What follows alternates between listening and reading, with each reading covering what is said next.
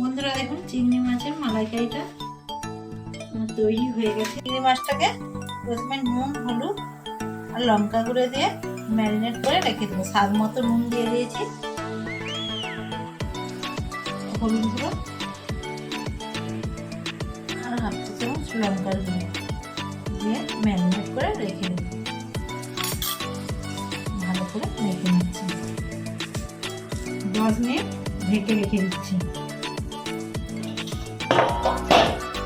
কারির জন্য একটা পেস্ট তৈরি করে নেব। তার জন্য দিয়ে দিচ্ছি রসুন কোয়া, ওটা রসুনের কোয়া দিয়ে দিচ্ছি। আদা নিয়েছি, আদা চালের কোয়া দিয়ে দিচ্ছি। পেঁয়াজ, একটা বড় সাইজের পেঁয়াজ নিয়ে 4 টুকরো করে নিয়েছি, দিয়ে দিচ্ছি। কাঁচা লঙ্কা নিয়েছি, কাঁচা লঙ্কা দিয়ে দিচ্ছি। আমার সরিষার তেল দিয়ে দিচ্ছি। 10 মিনিট চিংড়ি মাছটা ঢেকে রেখেছিলাম, তুলে নিচ্ছি। দেখুন বন্ধুরা, চিংড়ি মাছটা ভেজে নেব। আমি সরিষার তেল দিয়ে দিয়েছি, তেলটা গরম হয়ে গেছে। চিংড়ি মাছটা ভেজে নেব, ভালো করে ভাজবো না, হালকা করে ভেজে নেব।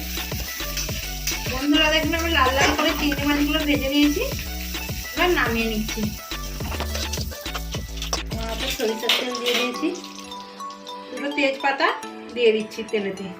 আমি গোটা গরম মশলা দিয়ে দিচ্ছি। আমি 2টো এলাচ নিয়েছি, ফাটিয়ে ছোট এলাচ দিয়ে দিচ্ছি। আর দারুচিনি, একটা দারুচিনিকে কেটে নিয়েছি, আর 2টো ছোট এলাচ ফাটিয়ে দিয়ে দিচ্ছি তেলের মধ্যে। 2 মিনিট মতো এবার মশলাটা নিয়ে নিচ্ছি। আমি যে আদা রসুন পেঁয়াজের পেস্টটা করে রেখেছিলাম, লঙ্কা দিয়ে দিচ্ছি। এবার দিয়ে দিচ্ছি হাফ চা চামচ পরিমাণে হলুদ গুঁড়ো, 1 চা চামচ পরিমাণে লঙ্কার গুঁড়ো, একটা টমেটো কুচি দিয়ে দিচ্ছি, মতো নুন দিয়ে দিচ্ছি, হাফ চামচ জিরে গুঁড়ো।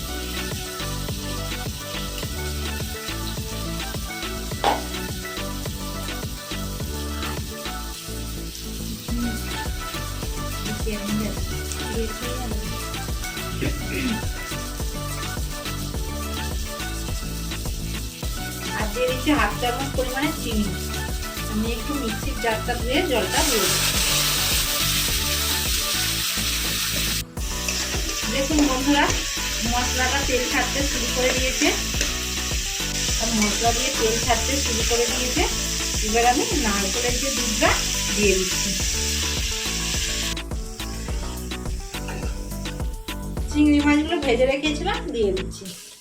এবার আমি 5 মিনিট ফুটিয়ে নিচ্ছি। 5 মিনিট ঢেকে রেখেছিলাম, 5 মিনিট পরে ঢাকা খুলে দেখে নিচ্ছি। বন্ধুরা দেখুন মালাইকারি তৈরি হয়ে গেছে, কত গ্রেভি হয়েছে দেখি।